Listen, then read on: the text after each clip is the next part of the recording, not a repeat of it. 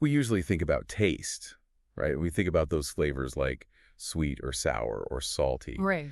But what about texture? Like imagine if you bite into an apple and it's mushy, Ugh. or you get those fries and they're soggy. It's just not the same. It's just not appealing. No. So today we are doing a deep dive into a study, and this is from PLOS Biology, and it looks at how texture is actually tasted. And get this, the stars of this study are I'm intrigued.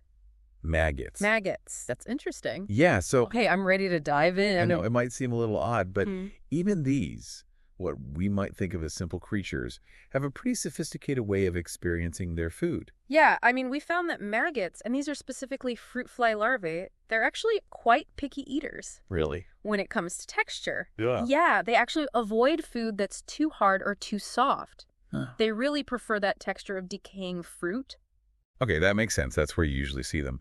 But how do they know? How do they figure out what's the right texture for them? Well, this is where it gets super cool. Okay. They actually have these specialized neurons, and these are in their mouth parts. And they're called mechanoreceptors. Mm-hmm. And they're like these little tiny sensors. Oh, interesting. So they can actually detect like the physical force of the food they're munching on. So they're not just tasting it, they're feeling it. Yeah. It's like they're getting that full sensory experience. Wow. And so if something is too firm or too mushy, Yeah. they know to move on. It's like, next. Exactly. So to understand these mechanoreceptors better, the researchers looked at a gene called painless. Painless.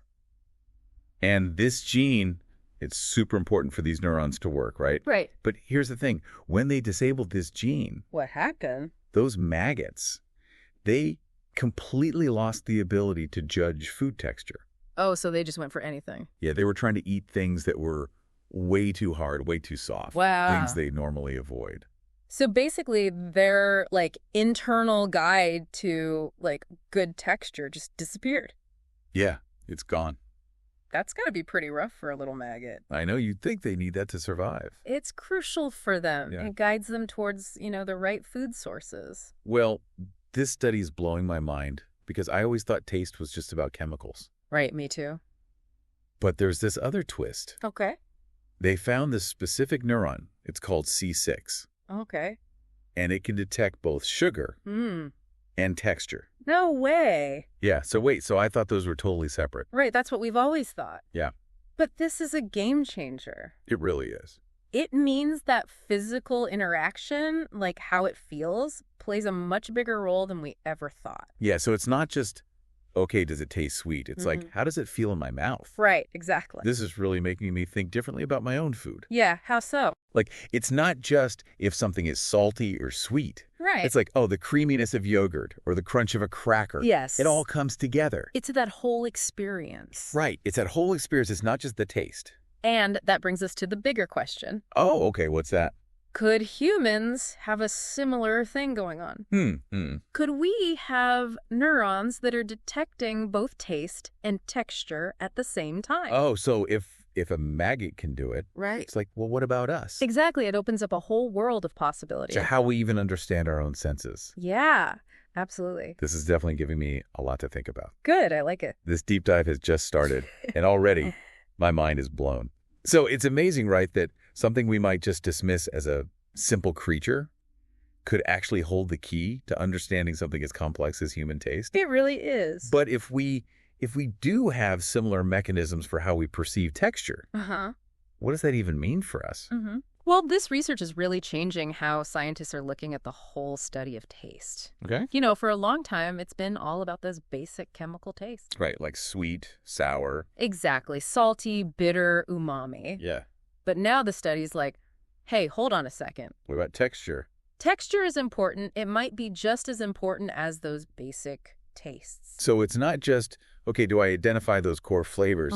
It's how does the physical feeling of food contribute to the overall taste? It's all connected. Right. And this could be huge for fields like food science, nutrition. How so? Well, imagine if we could manipulate the texture of food to make healthier options more appealing. Oh, so like, Right. could you make vegetables more enticing Exactly. by changing their texture? That's the idea. Oh, that's interesting. Think about like how much we love the crunch of a potato chip. Oh, yeah, everybody loves that. Right. If you could give broccoli that same satisfying crunch, Maybe people would choose it over less healthy snacks. I mean, that would be a game changer. Especially for parents trying to get their kids to eat their veggies. I know, it's a struggle. Right. Yeah, but this idea of, like, messing with texture, yeah, that could go way beyond just, like, healthy eating, right? Oh, absolutely. Like, think about the whole food industry. Right. They could create products really to make us crave certain things. Beautifully, they could design products with textures that are just irresistible. Make us want more and more. Leading to,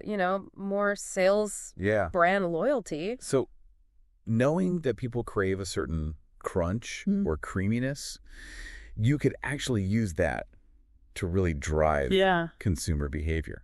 Oh, powerful stuff.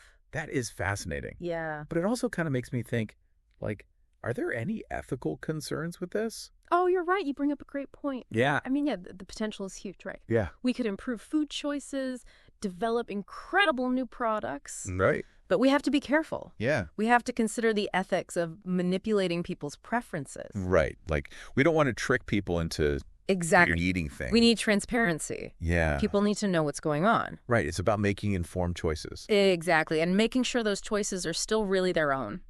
So this research could take us down some pretty interesting paths. For sure. Some good, some maybe a little challenging. It's a powerful reminder, right? Yeah. Scientific discoveries, they come with responsibility. Right, right. This whole deep dive has just really opened my eyes to, like, how important texture is. I'm glad to hear that. I'm realizing it's not just how food feels in my mouth. It's also about, like, satiety, right? Feeling full, feeling satisfied. Exactly. And how my brain even responds. It all plays a role. To what I'm eating. Think about this. Yeah. You have a bowl of crunchy raw vegetables. Okay. You might feel more satisfied than if you had a smoothie.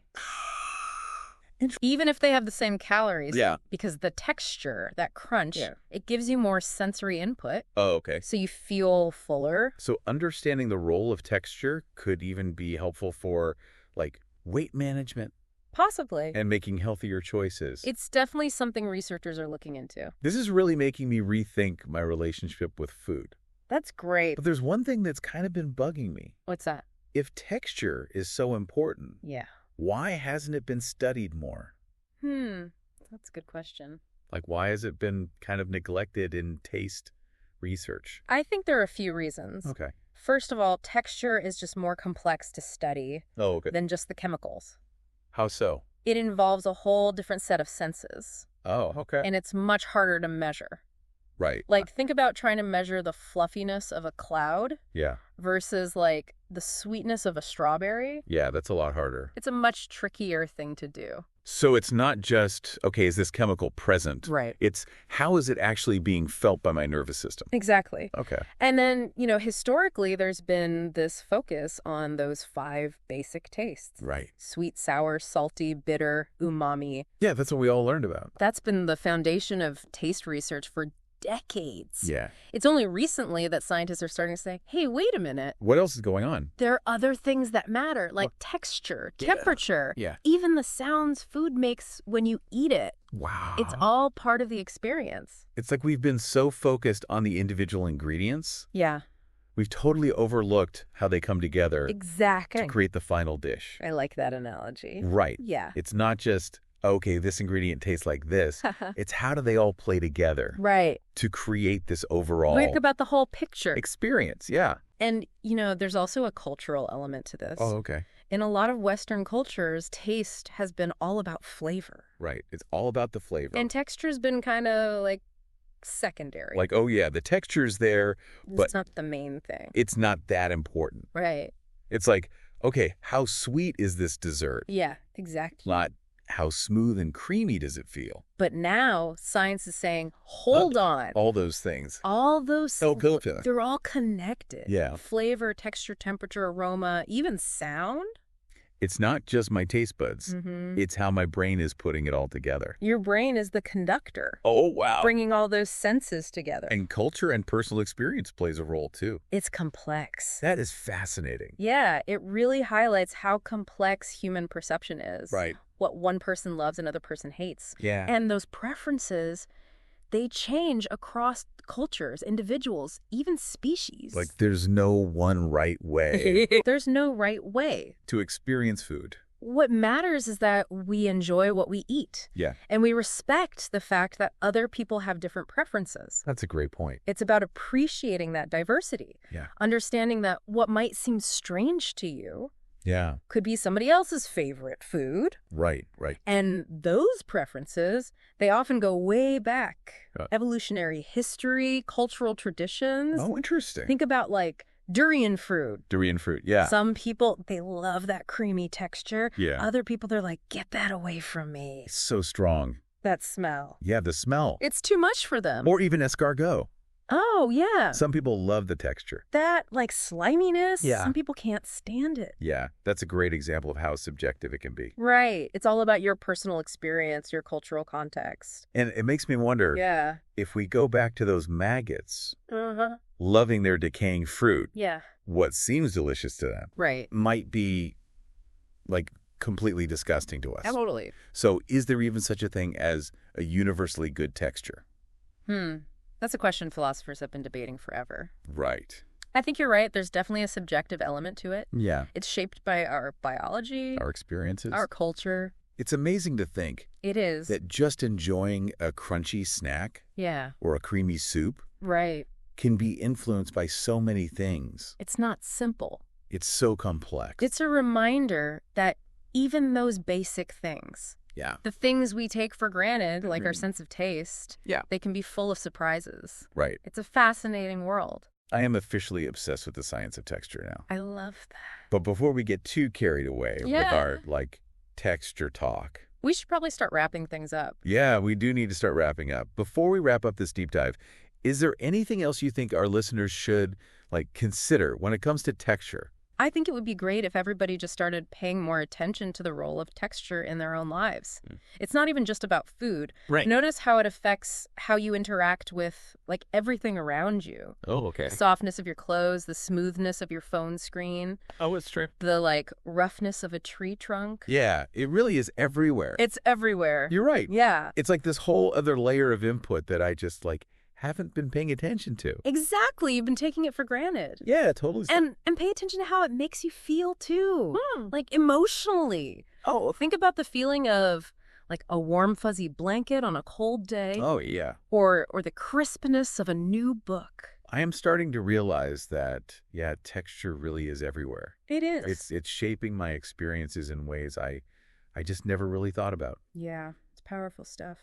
Yeah, it is. It really is. It reminds us that our senses are all working together Yeah. to help us understand the world. Yeah. Well, this has been an incredibly insightful deep dive. It has. Who knew that we could learn so much about taste? Right. And even, like, about ourselves. And ourselves. By studying maggots. PLOS maggots. And their texture preferences. It's full of surprises. I know. It's amazing. It's a testament to just, like, scientific curiosity, right? Yeah. You never know where a question is going to lead you That's to what you're going to find. We've learned that texture isn't just, like, a side note. No. When it comes to taste, it's a core part of how we experience food, Yeah. how we interact with the world. Absolutely. And it feels like there's still so much more to uncover. Oh, for sure. This is just the beginning. So to our listeners, I encourage you, embrace your sense of touch. Yes. Explore the textures that make up your world. You might be surprised by what you find. And remember, the next time you take a bite of food, Yeah. really pay attention to how it feels. How it feels. How does it feel in your mouth? Right. How does it change as you chew? You might find a whole new level of enjoyment. And as we've learned, you might even learn a little something about how your brain works. That's the best part. It has been a pleasure diving deep into this topic with you. Likewise, it's been fun. Thanks for joining us on this texture-filled journey. Yes. And until next time, keep exploring the world with all of your senses. All of them?